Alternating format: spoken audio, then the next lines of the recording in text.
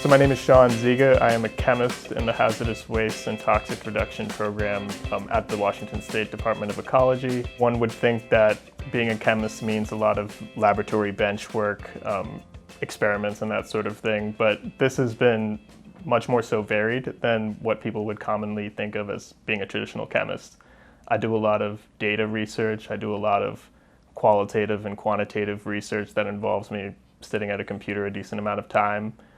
I collaborate a lot with various other chemists, toxicologists, and other scientists at my agency, as well as other agencies across the country, to try to identify safer chemistries for consumer products.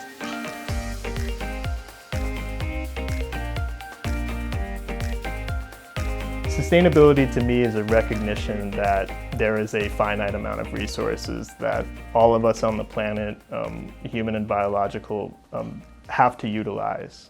And through that, there must be an inherent philosophy of understanding that there are going to be generations of people on the planet that are going to need to utilize some of these resources, and how best can we lay the framework or scaffolding down to be able to sustain and thrive with future generations of people, and also how can we effectively change the way we go about our lives for the most part. I always think of the analogy of the world is a better place when old men plant trees for which they may never see. That is how I feel about sustainability. It's really for the greater good of our current selves, but also our future selves and future generations of people.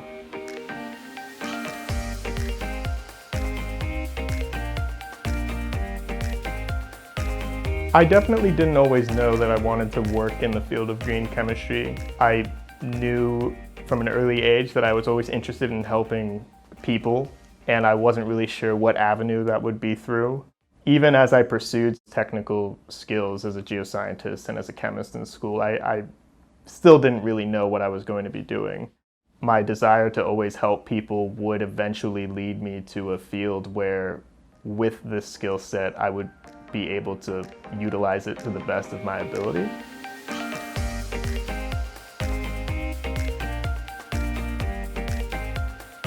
There is that inherent uncertainty with some of the work that we do, where we're trying a lot of things.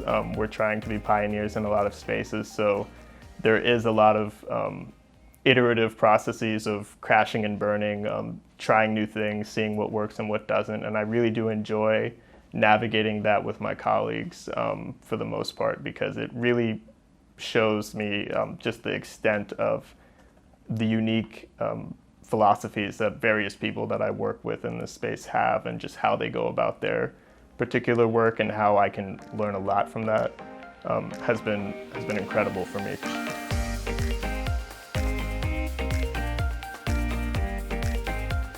I would say that previous experience as working as a wet lab analytical chemist definitely has been proven very useful for my current position, although it's quite different in the sense of I'm not necessarily following a standard operating procedure for an analytical experiment.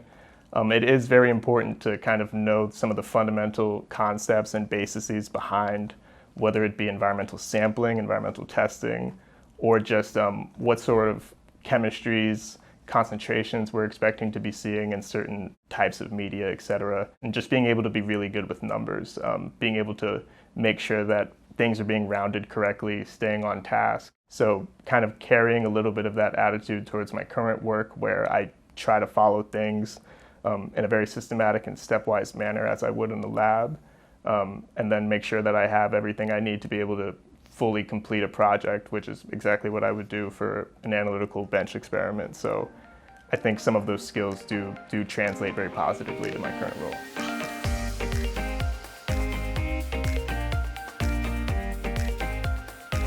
I have always thought of myself as wanting to be a scientist for a very long time. Ever since I was a young kid, I had dreams of working for NASA and being an astronaut, and most likely never getting to be on a space shuttle, so the alternative would be a scientist at NASA.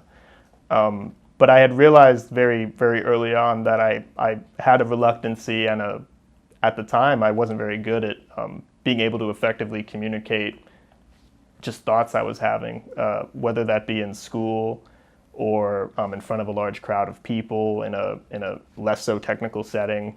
I realized at a fairly early age that that was something that I struggled with. Through practice and just really putting myself out there and participating in things that gave me chances to kind of sharpen my knife in terms of being able to publicly speak, I found to be very invaluable, because as a scientist, it's really important for me to be able to communicate effectively, particularly when I'm talking about things like toxics and hazards.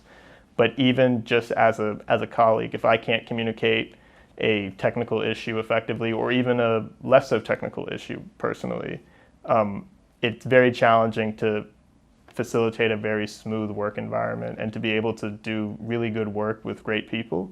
So I've found that putting oneself out there in regards to just trying to get the ability of being able to speak publicly and being able to communicate effectively and confidently, I think is been very paramount to my ability to continue to do the work that I am hoping to continue to be doing for a really long time.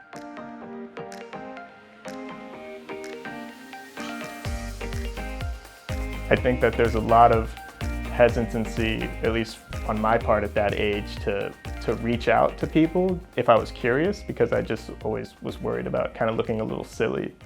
But in actuality, that's the least silly thing one can do, is if you're interested in something, please inquire about that. I think there's a lot of opportunities for people to just gain knowledge just from asking what can come across sometimes as silly questions, but silly questions get people really far, so I would just be as curious as I can be.